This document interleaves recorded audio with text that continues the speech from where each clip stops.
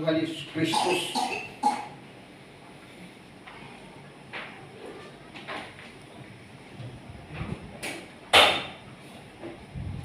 Kita buka saja firman Tuhan. Biarlah Roh Kudus akan berbicara untuk kita pagi ini.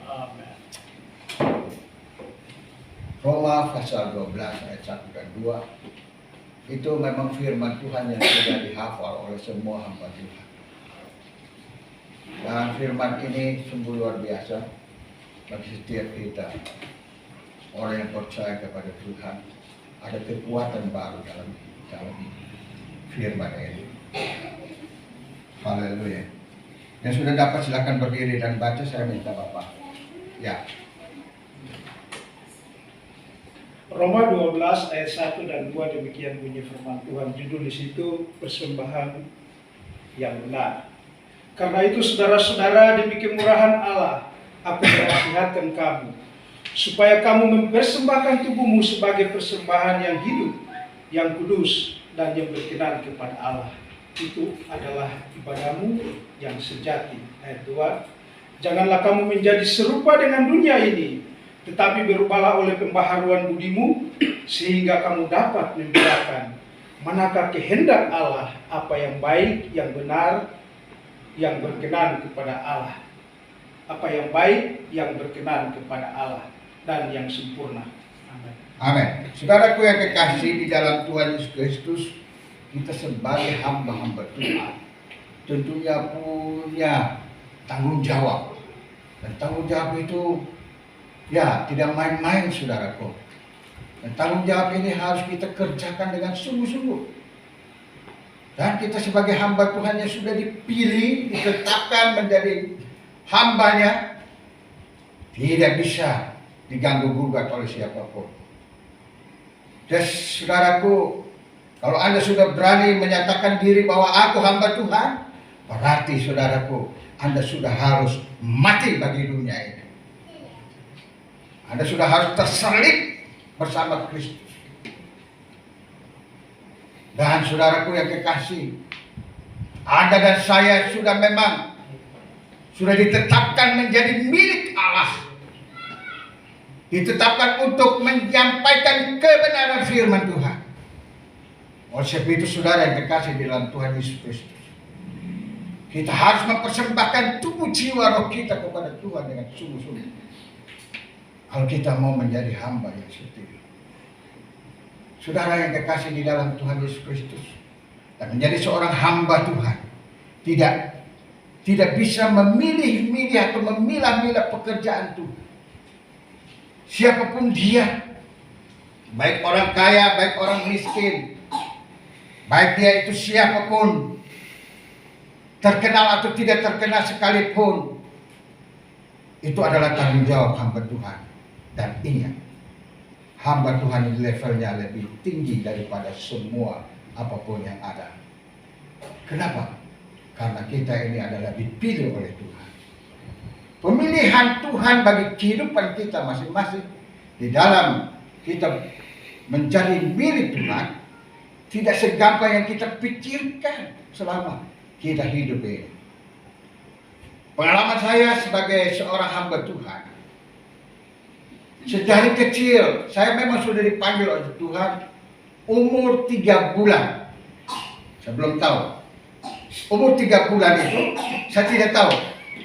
Tetapi ini menurut cerita, dan bukan cerita dari ibu saya saja, bapak saya saja, tetapi ini dari hamba Tuhan yang mendoakan saya. Umur 3 bulan jatuh dari tempat tidur, tingginya 2 meter di kampungnya Pak Edi Ormes. Saudaraku, kepala duluan mati. Udah mati memang, udah nggak ada nafas. Pendeta Semahu almarhum ya, Semahu ya. Kalau mau tahu pendeta Semahu, Pak Edi lebih tahu. Beliau datang karena saya punya bapak lagi sekolah Alkitab di Bandung. Dia datang dan akhirnya taruh mulut di mulut saya, udah biru semua dan tidak ada nafas. Tangan di tangan saya dan dikatakan, Tuhan, kalau engkau mau angkat anak ini adalah milikmu. Tetapi kalau engkau hidupkan dia menjadi hamba. Dan apa yang terjadi, saudara? Kembali hidup lagi. 3 tahun baru bisa jalan, saudara. Mengerikan sekali. Orang 1 tahun sudah bisa jalan, saya 3 tahun baru bisa jalan. Saudara, kalau saya jalan seperti orang suka menantang orang, ya karena akibat daripada jatuh waktu kecil itu. Dan akhirnya saya sekolah dan terus sekolah. Dan akibatnya saya sekolah sudah terus, akhirnya saya masuk di SPG Santa Maria IR Haji Juanda bersama dengan istri saya dulu itu. Dia juga di situ, tapi dia bukan SPG, SKKA dia. Saya SPG-nya di situ. IR Haji Juanda nomor 9 itu di belakang istana itu. Saudara cari sendiri dah. Ya, sudah pindah lah biar. Nah, saudara, disitulah saya bersekolah. Dan saya katakan kepada Tuhan, saya tidak akan jadi pendeta. Tidak mau. Karena saya lihat pendeta, habis khotbah, dia ambil itu piring-piring masukkan ke dalam got. Saya bilang, kenapa ini? Kok habis khotbah dia? Karena makanannya asin.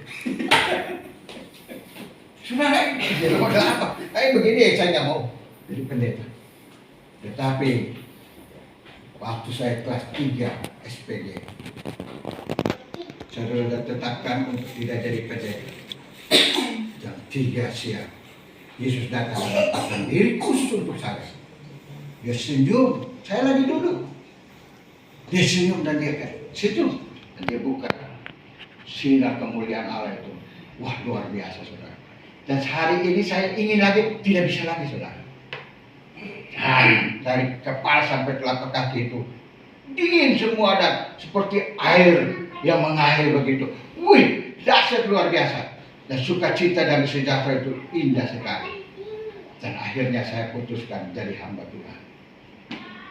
Saudaraku, nggak gampang jadi hamba Tuhan. Kalau bukan panggilan yang ditetapkan oleh Allah. Saudaraku, kalau tidak ditetapkan oleh Allah, tidak mampu kita untuk menjalani apa yang Tuhan berikan, percayakan kepada kita. Oleh sebab itu, saudara, panggilan ini adalah panggilan yang mulia. Itu sebagai hamba-hamba Tuhan, panggilan kita adalah panggilan yang mulia. Dan panggilan ini harus kita harus tanggung jawabkan di hadapan Allah dan juga di hadapan manusia. Oleh sebab itu, saudaraku yang kekasih, perlu sekali kita yang sebagai hamba-hamba Tuhan, jangan menggampangkan pelayananmu di dalam kehidupan sehari-hari ini. Saudara yang kekasih di dalam Tuhan Yesus Kristus, firman Tuhan berkata, semua mata memandang engkau.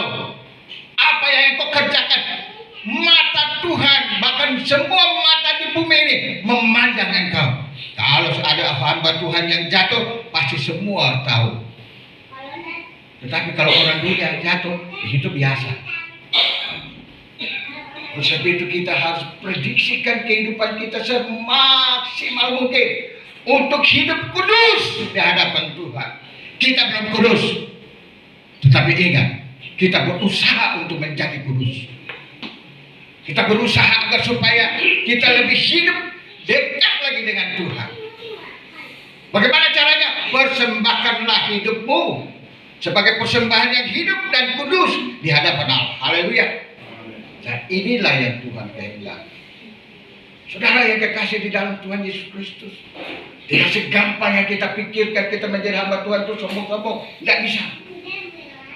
Kita harus merendahkan diri. Saudaraku, hari Rabu kemarin, baru lewat ya, ada seorang ibu, dia meninggal. Ini udah incing. Ibu ini, dia waktu di Bogor, dia GPDI, Gereja GPDI. Jadi GBDI yang baptis dia. Dan dia kawin sama orang Katolik, orang Timor. Begitu dia kawin sama orang Katolik, pergi ke gereja juga kagak. Ya, hidupnya juga ya amburadul. Dan akhirnya mati, bingung cari pendeta. Kebetulan suaminya kena saya, Pak pendeta tolong, ini amanah, jadi harus dilaksanakan. Ya, dia tidak mau dengan gereja Katolik, dia maunya dengan Pentakosta. Jadi Pak pendeta tanggung jawab untuk kursi ini. Sudah, bayangkan, ini ibu ini, keluarga ini bukan keluarga yang kaya. Rumahnya kontrak.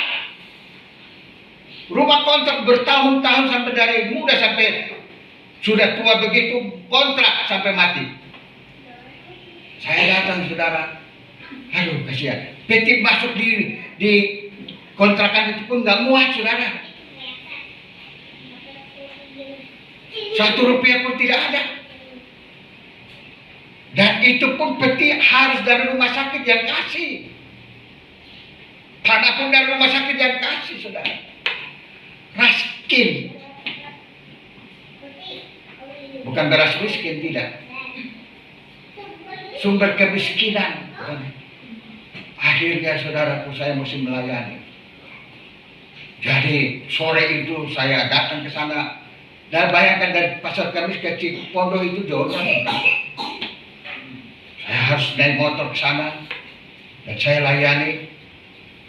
Masukkan ke dalam peti. Setelah itu sudah selesai. Saya pulang pagi-paginya saya datang lagi untuk tutup peti dan bawa ke kuburan.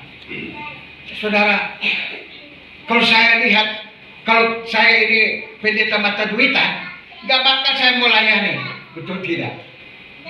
Tetapi karena ini pekerjaan Tuhan dan panggilan Tuhan yang begitu luar biasa, saya harus melayani. Tadi pagi-pagi jam 6 pagi sudah dibel lagi, Pak, ini hari yang ketiga Pak, tolong datang dan doa jam 5 sore. Jadi jam 5 sore saya harus pergi lagi kontrakan. Saudara, inilah pelayanan. Bukan pelayanan harus di atas mimbar dan haleluya, haleluya. Ngomong soal persembahan, persepuluhan dan lain sebagainya, tidak. Yang kita harus melayani bagi orang-orang yang susah, firman Tuhan bilang, pelayanan yang murni adalah kunjungi orang-orang miskin, kunjungi janda-janda dan yatim piatu. Itulah ibadahmu yang sejati. Wih, jadi saudaraku, pelayanan itu kunjungi janda-janda. Tapi janda-janda jangan janda-janda muda. Ini udah salah lagi gitu.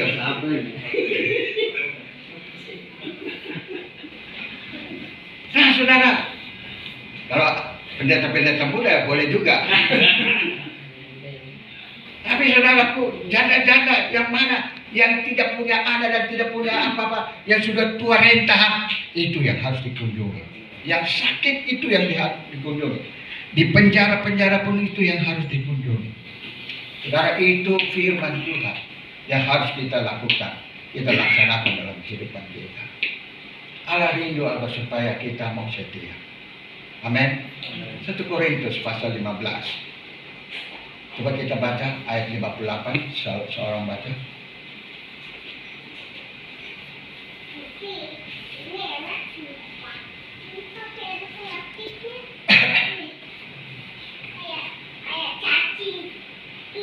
Korintus 15 ayat 58. Demikian bunyi firman Tuhan, karena itu saudara-saudaraku berdirilah teguh, janganlah goyah. Janganlah apa? Goyah. Dan giatlah selalu dalam Tuhan. Di dalam apa? Pekerjaan Tuhan. Sebab kamu tahu, kami tahu, dalam persekutuan dengan Tuhan, jeripayamu tidak sia-sia. Jeripayamu tidak sia-sia. Haleluya. Amin. Kita hamba-hamba Tuhan, ingat, jeripaya kita yang melayani tidak sia-sia. Haleluya. Oleh sebab itu jangan takut dan khawatir dan gentar nanti besok kita makan apa. Tidak, aku memelihara engkau. Burung pipit aku bukan karena mati lapar. Aku memelihara burung pipit, apalagi dengan engkau hamba-hambaku. Aku yang memelihara engkau. Aku yang membentengi hidupmu. Baca Yesaya 41 ayat 10. Haleluya. Mengalir aja ya.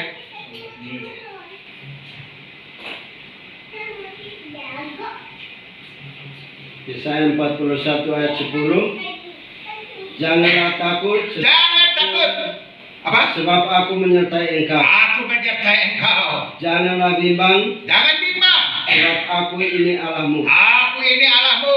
Aku akan meneguhkan, Aku akan meneguhkanmu. bahkan akan menolong engkau. Bahkan akan menolong engkau. Aku akan memegang engkau Aku akan memegang engkau dengan tangan kanan dengan tangan kananku yang membawa kemenangan. yang membawa engkau pada kemenangan. Amin.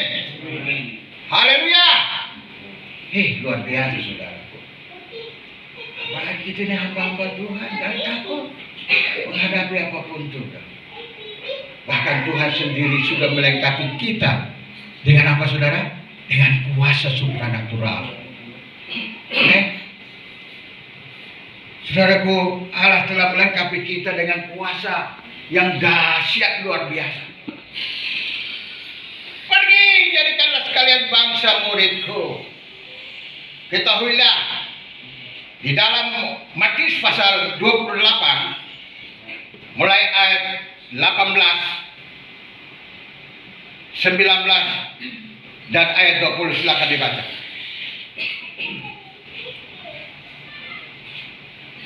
Ini hamba-hamba Tuhan ini memang ahli Taurat semua. Yesus Udah mendekati tahu mereka semua dan itu. berkata, kepadaku telah diberikan Kepadaku telah diberikan apa?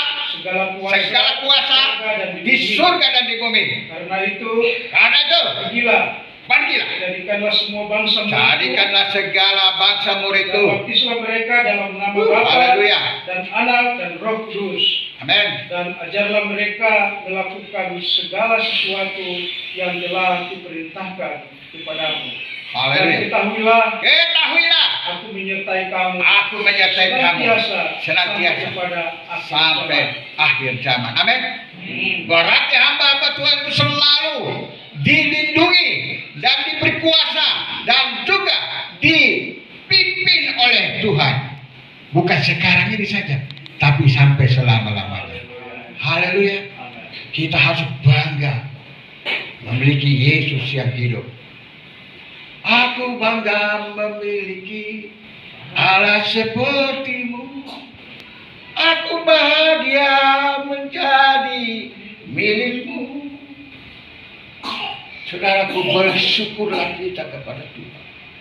Kita sebagai hamba-hamba Tuhan, lebih patut lagi kita harus terus mau menyembah kepada Tuhan. Kita mau sujud kepada Dia. Di kantor saya, saudaraku, kalau pagi saya datang, saya punya asisten namanya Asmino. Dia seorang Buddha, beragama Buddha, saudara. Dan apa yang terjadi? Sebelum kita mulai melakukan segala aktivitas pada hari itu, dia minta Pak Pendeta tolong doa. Jadi dia ikuti saya berdoa. Mau pulang pun berdoa. Baru datang masuk kantor berdoa, pulang berdoa. Mau makan pun berdoa. Luar biasa saudara. Itu Buddha. Kita hamba-hamba Tuhan. Kalau pergi ke restoran makannya bagaimana? Mengheningkan cipta dimulai. Selesai. Banyak orang yang malu. Saudara, mari. Kalau saudara rindu agar supaya kita memberitakan izin, undang saya makan bersama Anda di restoran. Saya akan berteriak. Kita berdoa teriak-teriak, saudara. Habis doa bayar tapi Pak. Hah? Habis doa bayar. Habis doa bayar? Iya, yang bayar Bapak.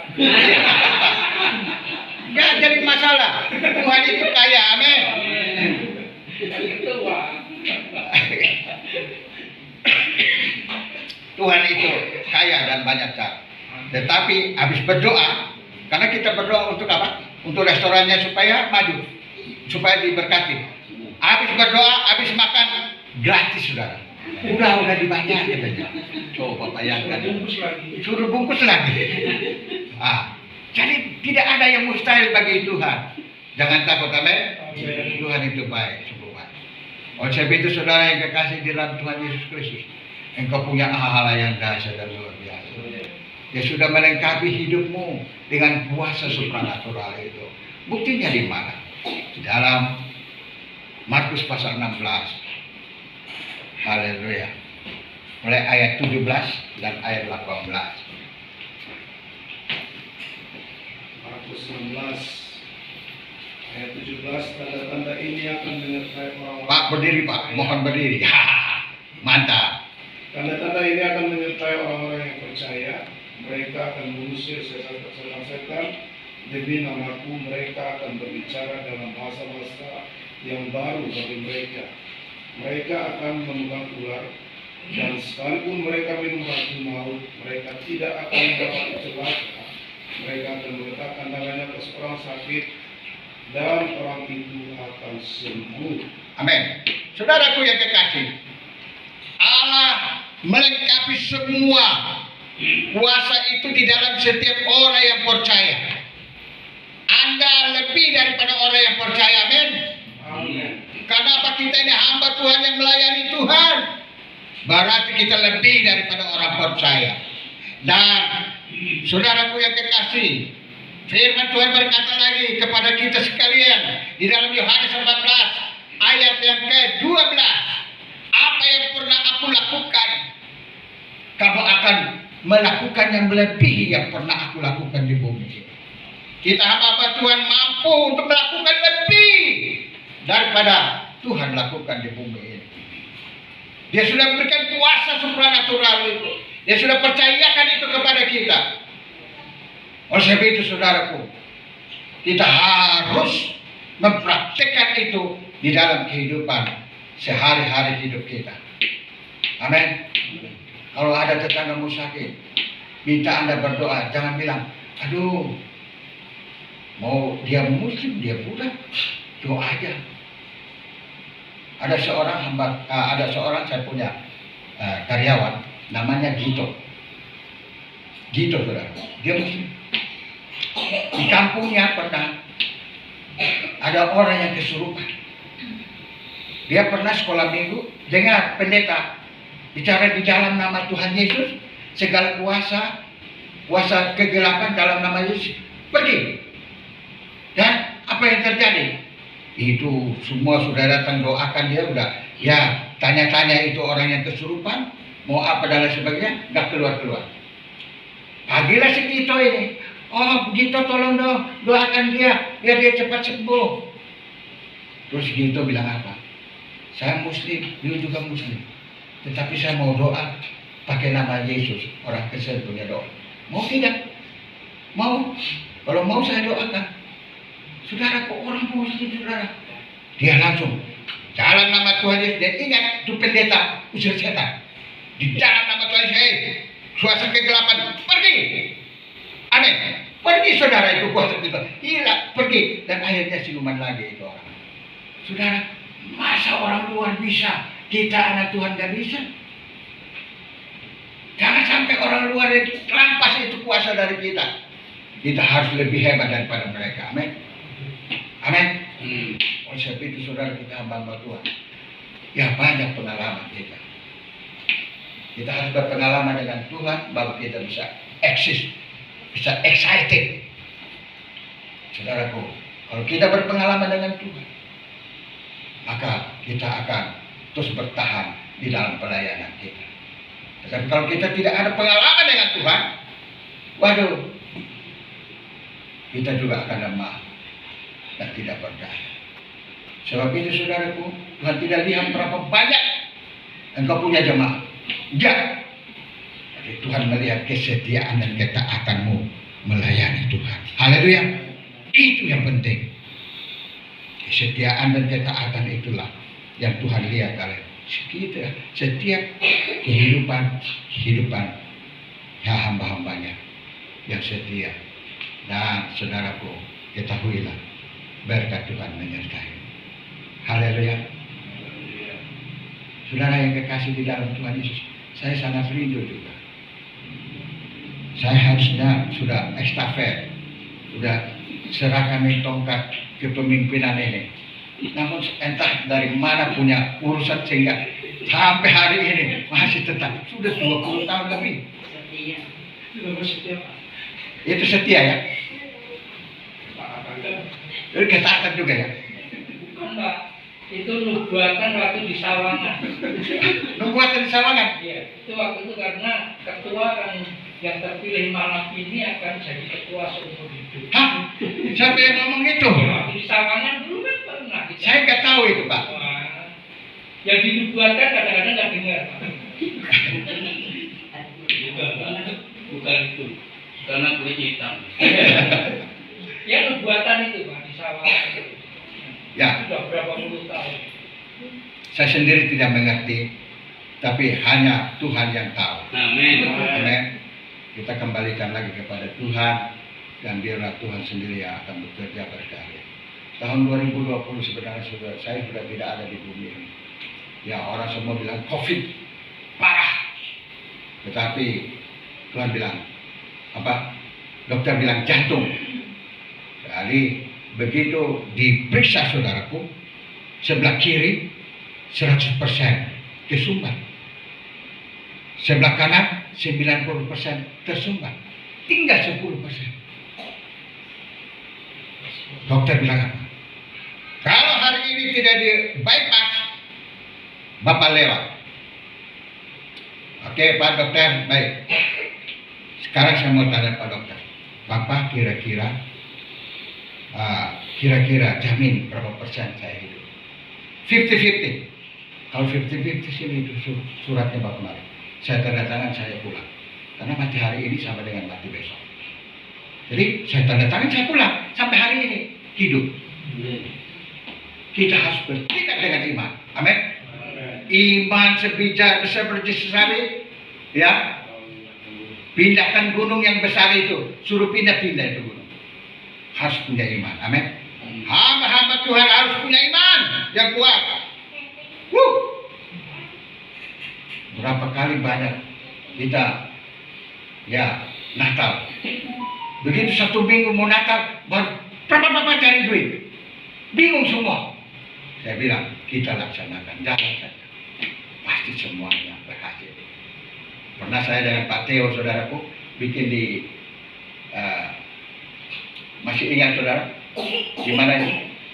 Di Remaja Kuring, yang datang 600 orang.